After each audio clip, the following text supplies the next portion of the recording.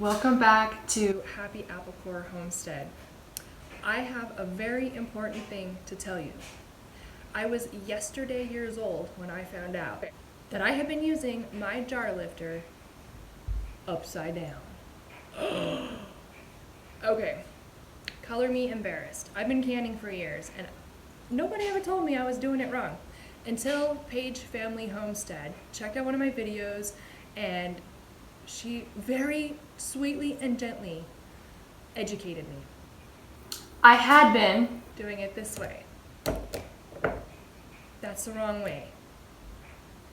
This is the handle. This is the lifter. And this is how you should be using it. Like that. Thank you to Paige Family Homestead who taught me the error of my ways. And hopefully now I will not look as silly as I normally do in my canning videos. That's all for today. See you next time. Bye.